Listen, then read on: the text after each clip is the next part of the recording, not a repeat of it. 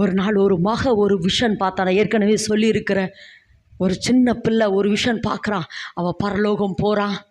அப்போ அவளை ஒரு தேவதூதன் ஒரு ரூமுக்குள்ளே கூட்டிகிட்டு போகிறாரு. கூட்டிகிட்டு போன உடனே அந்த ரூமில் நிறைய அப்படியே பவுல்கள் நிறைய, அப்படியே பாத்திரம், பவுல் அப்படியே குட்டி குட்டி பாத்திரம் நிறையா இருக்குது.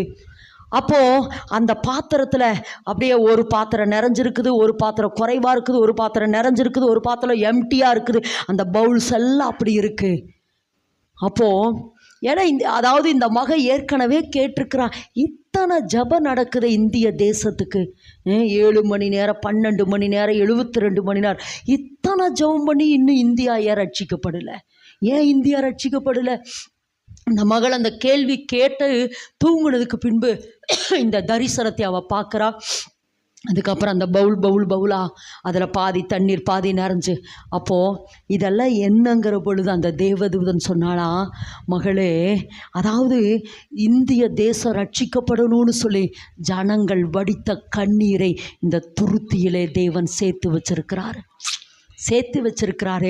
ஒரு பவுல் நிறைஞ்சிருச்சு, ஒரு பவுல் எம்டியாக இருக்குது, இன்னொரு பவுல் நிறைஞ்சிருக்குது, இது எம்டியாக இருக்குது. இதெல்லாம் நிறைஞ்சாத்தான் தேவன் தேசத்துக்குள்ளே ஒரு எழுப்புதலை தருவார். மகளே, இந்த பவுலெல்லாம் நிறையணும்னா நீ அழுவாயான்னு கேட்டாரா? கண்ணீரின் ஜபத்தை நீ சிந்து மகளே. நீ அழுது ஜெபம் இந்த பவுலெல்லாம் நிறைஞ்சிருச்சுன்னா தேவன் இந்திய தேசத்துக்குள்ள ஒரு எழுப்புதலை தருவார். நீ அழுது ஜெபிப்பாயா என்று சொல்லி இன்றைக்கி கர்த்தர் அதைத்தாம்மா சொல்கிறாரு. நீ அழுகணும். உன்னுடைய கண்ணீரின் ஜெபம். ஒருவேளை உன் கணவன் அழிக்கப்படாமல் இருக்கிறதுக்கு, உன் மனைவி அழிக்கப்படாமல் இருக்கு, உன் பிள்ளை அழிக்கப்படாமல் இருக்கிறதுக்கு, உன் பட்டணம் அழிக்கப்படாமல் இருக்கிறதுக்கு காரணம் உன் ஜெபத்தை கர்த்தர் நம்பி வந்திருக்கிறான். நம்பி உன் கணவனையோ பிள்ளையோ பட்டணத்தையோ அழிப்பது அவருடைய சித்தம் இல்லை. எப்படியாவது ரட்சிச்சிடணும். ஏன்னா என் இந்திய தேசத்துக்காக நான் ரத்தத்தை சிந்தி இருக்கிற அந்த ரத்தம் விருதாவாய் மாறாம இருக்கணும்னா நீ அழுவாயா?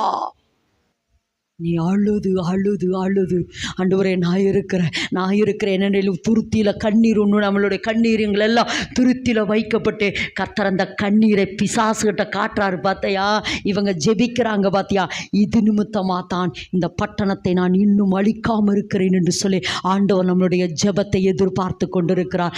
ஆமேன் என்று சொல்லலாமா? அப்போ இன்னைக்கு கர்த்தர் சொல்கிறாரு, எஸ்தரை போல நம்ம மேலே ஒரு மன்றாட்டின் அபிஷேகம். நான் திரும்பவும் சொல்கிறேன், ஒருவேளை